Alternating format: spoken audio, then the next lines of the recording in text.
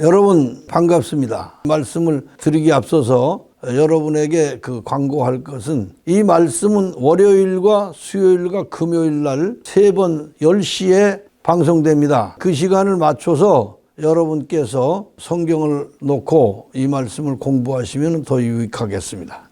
다니엘서 11장 15절서 16절까지 읽겠습니다. 이에 북방 왕은 와서 토성을 쌓고 견고한 성읍을 취할 것이요, 남방 군대는 그를 당할 수 없으며 또 그 택한 군대라도 그를 당할 힘이 없을 것이므로 오직 와서 치는 자가 임의로 행하리니 능히 그 앞에 설 사람이 없겠고, 그가 영화로운 땅에 설 것이요 그 손에 멸망이 있으리라.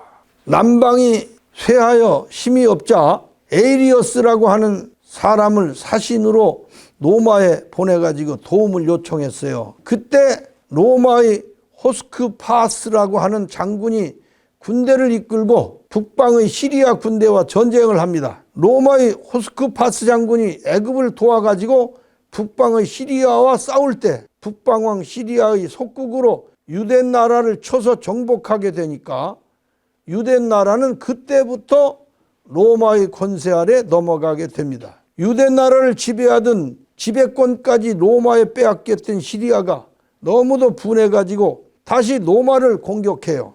그러나 그 공격이 실패하고 시리아는 점점 약해지고 쇠하여 결국 시리아의 모든 것을 로마에게 내어주고 망하고 맙니다. 로마는 이제 시리아를 접수하고 나서 시리아가 다스리던 모든 나라를 다 삼키고 시리아를 대신해서 멸실공이 북방왕으로 등장하게 되는 것이 로마입니다. 여기서 이제 우리가 읽은 성경 말씀에 이에 북방왕은 와서 토성을 쌓고 견고한 성을 취할 것이요 라고 했는데, 이에 북방왕은 이라고 한 이 말씀에서의 북방왕이란 바로 로마를 가리킨 것입니다.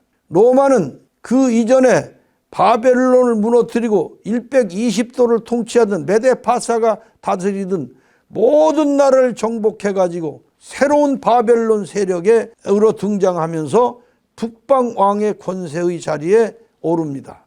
이렇게 북방왕으로 패권을 잡은 이 로마, 다니엘서 11장을 우리가 공부하면서 지금까지 생각지 않았던 세상 역사에 대한 예언이 너무도 상세하게 기록되어 있음을 우리는 알게 되었습니다. 성경이 이렇게 구체적으로 앞으로 있을 세상 역사를 이렇게도 세밀하게 기록한 이유가 무엇일까? 로마가 등장하는 것에 성경은 초점을 맞춰서 로마가 등장한 것과 그 다음에 로마가 그 천주교 교황권에게 그 모든 세력을 이양하는 것, 이런 것에 대해서 우리가 알도록 하기 위해서 성경은 이걸 다 이 역사를 기록했다는 것을 여러분들이 이해해야 합니다. 이 로마가 세계의 패권국으로 등장해가지고 로마 천주교라는 새로운 바벨론 세력을 등장시킵니다. 그래가지고 새로운 세력으로 등장된 로마 천주교가 하나님의 교회를 어떻게 박해하며 말살하여 왔는가 하는 것과 하나님의 백성들인 교회가 로마 천주교로 인하여 어떤 영향을 받고 어떻게 변질되어 왔는가 하는 것, 그리고 로마 천주교의 권세가 마지막까지 이어지는 바벨론 역할의 중요성 때문에 다니엘서 11장이 이렇게 세상 역사에 대해서 상세히 기록되어 있음을 우리가 알아야 합니다. 여러분, 다니엘서에서 세상 역사가 있다고 해가지고 모든 성경을 세상 역사에다 기대서 해석하는 것은 매우 잘못된 해석이 됩니다. 성경에는 성경마다 자기 직무가 다 있기 때문이에요. 창세기, 출애굽기, 열왕기 상, 열왕기 하, 사사기, 역대기, 이런 성경들은 다 구약의 역사이면서 예수 그리스도의 역사의 그림자예요.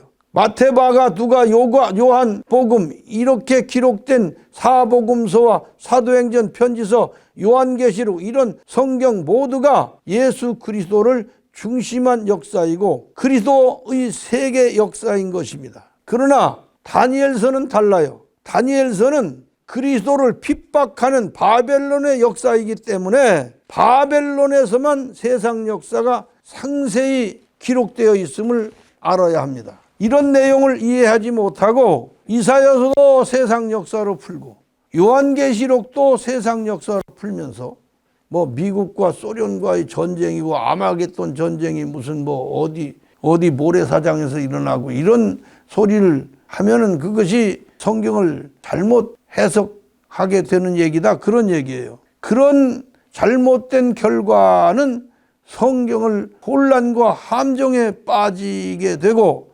성경을 배우는 사람들 모두를 올무에 걸려 스스로 멸망을 자초하게 하는 그런 이유가 된다, 그런 얘기입니다. 다시 한번 분명히 말하고자 하는 것은 성경에서 다니엘서에 그리스도를 핍박하는 세상 역사가 기록된 유일한 책이라는 것입니다. 다른 성경은 세상 역사가 아니에요. 이사야서는 앞으로 오실 메시아 시대를 보여주기 위해서 기록된 예언서이고 요한계시록은 마지막 시대의 남은 무리 곧 나그네 복음의 역사를 나타내는 말씀이에요. 보혜사의 역사가 기록된 이 요한계시록을 세상 역사로 알고 세상 역사로 풀면서 그 풀어준 그 해석을 믿고 따르는 신자들은 어떻게 되겠습니까? 여러분, 다니엘서를 공부하면서 다시 한번 확인할 것은 다니엘서 2장은 신상으로, 7장은 내 짐승으로, 8장은 수양과 수염소로 상징했고 11장에서만 실상으로 기록했어요. 그러나 이 네 가지가 다 같은 역사를 예언한 것이에요. 구약 성경 중 이사야서나 에스겔서나 이런 성경은 메시아가 올 것을 예언한 것이기 때문에 메시아가 오심으로 인하여 이미 성취한 예언서입니다. 그러나 다니엘서는 달라요. 다니엘서는 세상 끝날까지 그리스도를 핍박하는 바벨론의 역사를 예언한 것이기 때문에 이미 성취된 것도 있지만 현재 진행되고 있는 아직 성취되지 않은 역사도 있음을 알아야 합니다. 다니엘서 11장 15절서 16절에 보면 여기에 기록한 내용은 신흥국이던 로마가 시리아와 동맹하여 애굽을 치고 돌아와서 힘을 키워가지고 동맹국이던 시리아를 점령하고 시리아를 대신하여 북방왕이 되고 거기서 패권을 쥔다는 것입니다. 시리아를 점령한 로마의 폼페이오 대장이 죽자 그를 대신해서 나온 사람이 바로 시저 대장인데 그는 아직 남아있는 애굽을 마저 점령하여야 로마가 세계를 정복하는 전초가 된다고 내다본 인물이에요. 그래서 다니엘서 11장 17절에 이 시저에 대해서 언급했어요. 읽겠습니다. 그가 결심하고 전국의 힘을 다하여 이르렀다가 그와 화친할 것이요 또 여자의 딸을 그에게 주어 그 나라를 패망케 하려 할 것이나 이루지 못하니 그에게 무익하리라. 시저는 로마군의 힘을 다하여 애굽을 치려고 들어갔어요. 그때 애굽의 왕은 이 시저를 도저히 이길 수 없음을 알고 그의 딸 세기의 미녀라고 하는 클레오파트라를 시저에게 주어가지고 나라의 왕권도 나눠 줄 것이니까 싸우지 말고 화친하자 이렇게 합니다. 이렇게 애굽 왕은 딸까지 내어주면서 화친한 후 기회를 엿보아 로마를 패망시키려 했지만은 결국 그 뜻을 이루지 못하고 실패하고 맙니다. 다니엘서 11장 18절입니다. 그 후에 그가 얼굴을 섬들로 돌이켜 많이 취할 것이나 한 대장이 있어서 그의 보이는 수욕을 씻고 그 수욕을 그에게로 돌릴 것이므로 남방과 화친하는 것으로 애굽 정복을 접은 시저는 그의 야심을 블레스 해협이라고 하는 아프리카 해협의 섬들을 갖다가 차례로 돌려가며 조그마한 섬들까지 모조리 점령해 버립니다.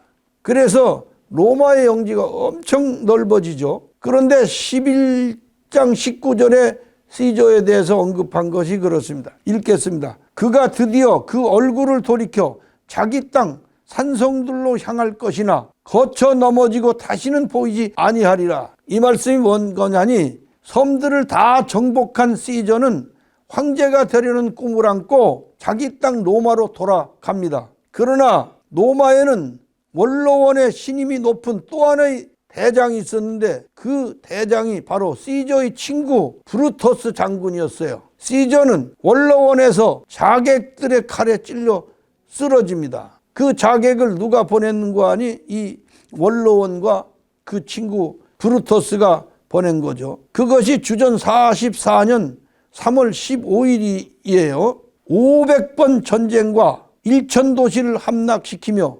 111만 9,200명을 도륙했던 천고의 영웅 시저는 브루터스와 원로원이 보낸 자객의 칼에 넘어지고 다시는 보이지 않게 된 것이 성경에 기록된 말씀이에요. 거기에 시저가 마지막에 죽는 칼에 찔리는데 브루터스도 쓱 나타나면서 시저를 찔러버립니다. 그럴 때 시저가 브루터스에게 친구여 너도냐 그렇게 말한다고 그러죠. 그러면서 로마인에게 향하기를 나는 정말 내 친구 시저를 사랑했다. 그러나 시저보다 나는 로마를 더 사랑했기에 그를 없앴다고 그렇게 말했다고 브루터스가 그렇게 말했다고 합니다. 여기까지 해서 11장을 마쳤습니다. 다음 시간에는 11장 20절부터 다시 말씀을 드리겠습니다. 여기까지 하고 다음 시간으로 이어가겠습니다.